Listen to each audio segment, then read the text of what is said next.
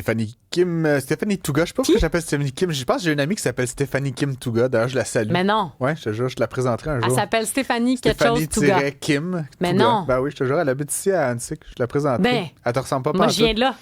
Je te dis, je vais te la présenter. Ben, tabarouette. On la salue, Stéphanie Kim Touga, mais pour l'instant, mesdames et messieurs, on est pris avec la Stéphanie Touga, l'original. Sais-tu, en fait, moi, c'est Stéphanie Audrey. Audrey Touga? Ouais. Mon Dieu, c'est quoi cette histoire de deux prénoms? Ben, les enfants des années 90, on avait des très, très, très longs prénoms et noms de famille. Double patronyme, double prénom, tout. Bon, écoute, c'est le caucus de la CAQ aujourd'hui. Oui, caucus de la CAQ. On a vu des images, là, c'est tout bien mis en scène, mais le journal titrait aujourd'hui là, que M. Legault allait se faire rincer, là, je ne sais trop quel mot utiliser, mais... En même temps, moi, si j'étais le premier ministre, c'est ce que je voudrais qu'il arrive. Là, crachez votre venin, là, utilisons ce 5-6 heures-là qu'on a ensemble.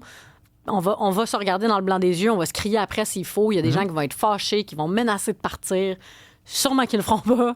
Mais dans le sens, faut qu'il y ait un moment, je pense, dans la vie, comme quand tu te chicanes avec quelqu'un, là, tu sais, quand t'es fâché contre ton conjoint ou ta conjointe, puis maintenant, on chicane, puis ça va mieux. Ouais. Tu sais, on nomme les affaires. Je pense qu'il y a un peu de ça. Il faut que la pression elle redescende sur le caucus de la CAQ qui a vu tout l'été plein d'affaires leur tomber sur la tête. Ah ouais. Tu sais, plein d'affaires.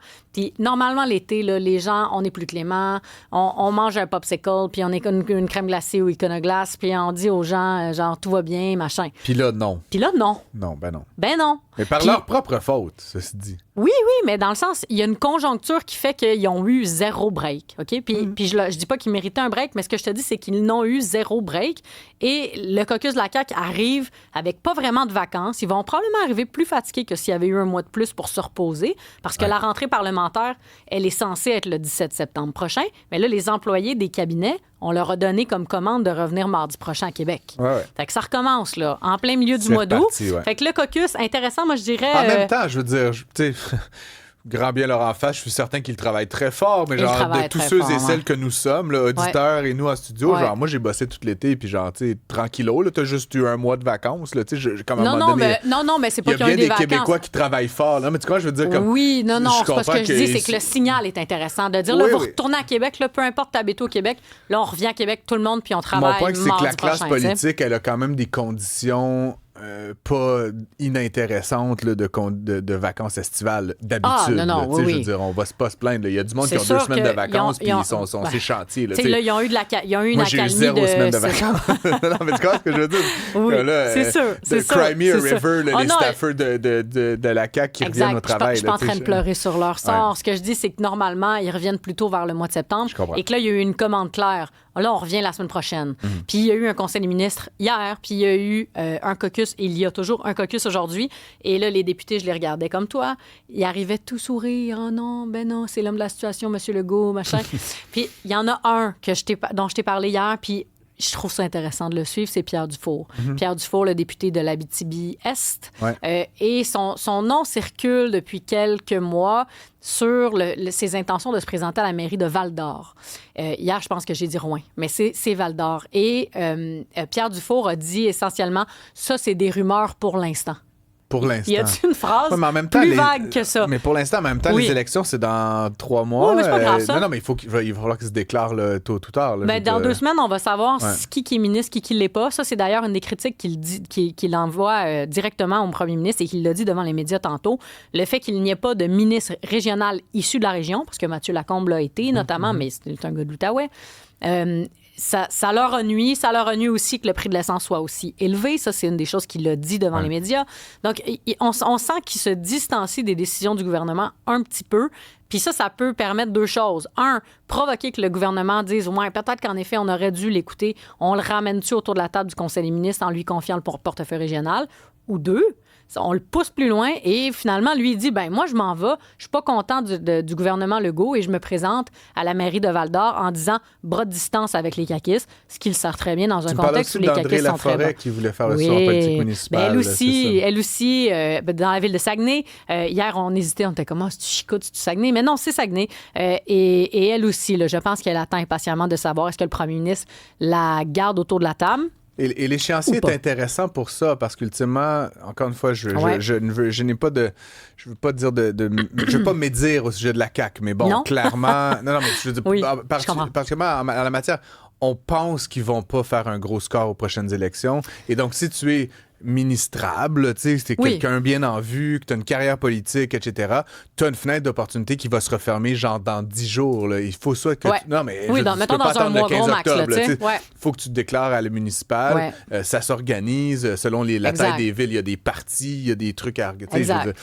Et donc, il y a même des dates limites pour soumettre sa candidature. Et donc, ultimement, il va y avoir quelques caucus qui vont faire ça. Le temps presse. Tu nous parlais aussi hier de transfuge. Est-ce que t'as-tu vu de... j'ai rien vu à cet effet-là, mais moi, je continue de le mettre de l'avant. Je pense qu'il y a des députés de Laval qui doivent se dire ouais, ben mon comté, ma circonscription, elle va probablement virer rouge. Puis moi, je suis quand même un peu rouge aussi. Fait que peut-être que je pourrais faire le saut, dans le fond, du bleu CAQ. C'est des mauves, en fait, avec lesquels je suis. Ben, c'est des députés qui sont peut-être pas nécessairement très, très en phase avec la vision identitaire de la CAQ, mais très en phase avec la vision plus économique.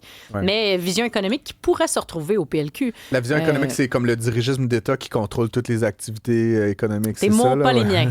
Non, mais puis aussi la vision plus fédéraliste, moins souverainiste à outrance. Il y a ces deux franges-là, hein, identitaire, économie, on l'a, cette droite-là, davantage, là, plus associée à une droite, là, sans parler de l'extrême droite, là, une certaine droite économique, une certaine droite identitaire. Puis il y a aussi l'axe, en effet, fédéraliste, souverainiste à la CAQ qui existe, puis qui a juste quasiment François Legault qui peut tenir des deux bords.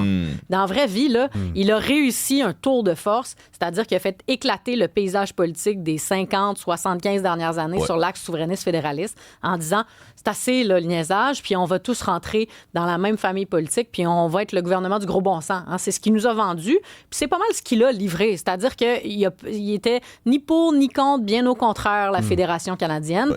Et ça lui a valu quelques flèches, mais il s'en est franchement bien tiré. Je suis curieux de savoir s'il va y avoir un leg à long terme là, de cette idée-là. Là. Ben, je pense que l'histoire est en train de le rattraper. Hein? Ça aura été peut-être une parenthèse, la CAQ, au final, dans le paysage politique québécois. On pourrait vraiment... Moi, je le fais le parallèle souvent en France aussi. Ça a été... sensiblement du bipartisme là, entre les républicains, là, la famille à droite, et les socialistes. Donc, on a alterné entre ces deux gouvernements-là décennie après décennie dans la Ve République, en tout cas. Puis là, depuis deux quinquennats, il y a Macron qui a parti, comme François Legault, sa formation politique, avec sa signature à lui. Et qui, après lui, ça va être qui, là? Y a-tu quelqu'un après lui? Il n'y a pas d'après, Ben non, c'est ça. C'est après moi le déluge, tu sais. Fait que François Legault, je pense qu'il doit apprendre de ça s'il veut s'identifier à un poulin ou... c'est quoi le féminin de poulin? Une pouliche? Pouline?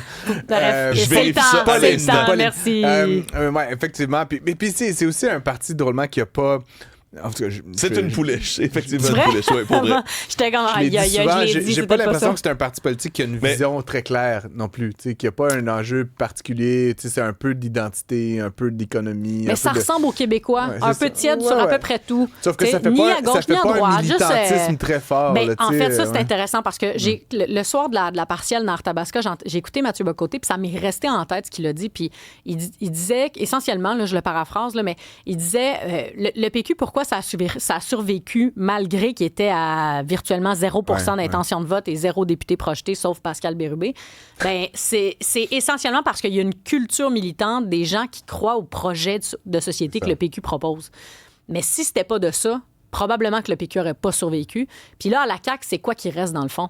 Mais c'est drôle parce que tu parlais de la France, puis tu sais, j'ai un système que je connais bien, puis tu sais, on a aussi finalement au Québec maintenant à peu près 5 partis, là, mettons. Là. Ouais. Non, mais tu sais, l'extrême gauche, l'extrême droite, là, je veux pas comme non, mais tu sais, mais t'as un peu plus à gauche, un peu plus à droite, puis c'est QQS qui ont un militantisme très fort. Mais absolument. T'as le PQ un projet et le PLQ qui ont des militantismes très forts, et au milieu, à la Macron, t'as cette espèce de mélange de croyances, puis qui ont réussi à être élus. Puis on a la même chose en France. Mais qui n'ont pas, je veux dire, qui va militer pour la République en marche, là, honnêtement. En France, c'est la même chose avec la France insoumise, depuis Rouba-Gazal est dans cette lignée-là à 100%. Puis Éric Duhem, je l'associerais pas à Marine Le Pen, mais on a le Front national quand même en France avec une vision très à droite sur des enjeux identitaires. Un peu plus à gauche sur des enjeux économiques, quand même plus proche de la classe ouvrière, mais quand même, on peut faire un parallèle qui n'est pas parfait, mais qui existe. Bon, rapidement, si tu veux bien, Stéphanie, les ministres des Transports, là, l'actuel et le précédent, vont être à la commission Galland dès la semaine prochaine. En fait, l'actuel, le précédent et les deux précédents. Donc, il y a aussi Laurent Lessard et André Fortin qui étaient ministres sous la bannière libérale, qui font aussi aller faire leur tour à la commission Galland. Fortin qui était là c'est vraiment au démarrage là, du projet CASA. Exactement. Et là, ensuite, qui a été récupéré par François Bonnardel et Geneviève Guilbeault.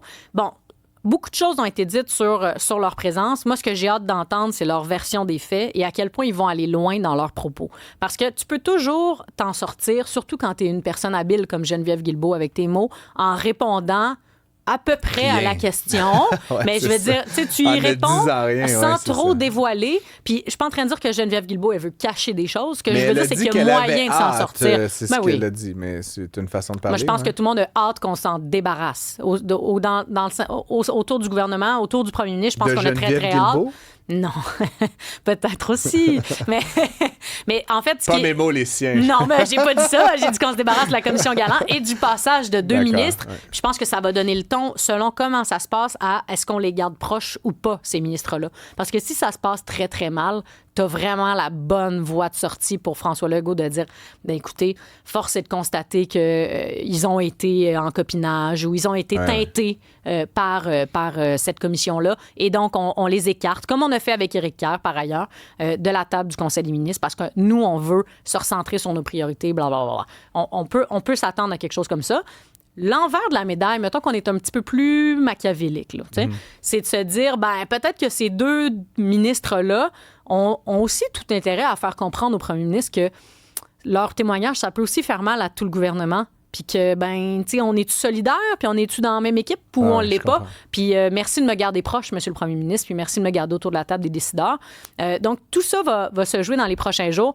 Le cabinet du premier ministre, quand je leur ai demandé quelques commentaires, on m'a dit, écoute, on est avare de commentaires, on ne veut pas s'interférer dans ce processus-là. Ça me semble tout à fait normal. Je pense que le cabinet du premier ministre, ce qu'il essaie de faire, c'est essentiellement se distancier le plus possible entre le premier ministre et cette crise-là, en disant c'est la crise de nos ministres, c'est la crise de d'autres, mais absolument pas celle de M. Legault. Mais ce qui est un peu, donc finalement, le syndrome de sa clique dans son ensemble à tous les niveaux, c'est que c'est toujours la faute de quelqu'un d'autre. Mais là, on va les avoir back-à-back, là, les deux ministres. Fait que j'ai hâte de voir. T'sais, au début, ils disaient on était au courant de rien. Et là, de semaine en semaine, ben, on a découvert des petits trucs et peut-être que des gens, finalement, avaient de l'information.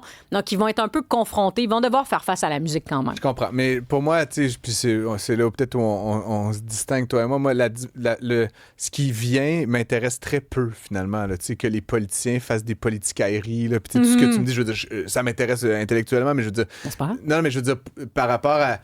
Je considère encore à ce jour qu'il y a quelque chose d'à peu près criminel qui a eu lieu dans cette affaire-là. Là, tu comprends? On a donné des sommes astronomiques à des gens qui nous ont bien crossés, puis on n'a eu rien en échange. Là, fait que je suis content que Geneviève Guilbeault, elle aille faire ses stepettes, puis comme tu dis, elle parle bien, puis elle va dire peu de choses, j'ai l'impression. Au final, j'ai comme hâte qu'on aille au fond de l'affaire. Qu'on sacrifie quelqu'un, là, ou qu'on mette quelqu'un en prison. En fait, il y a eu...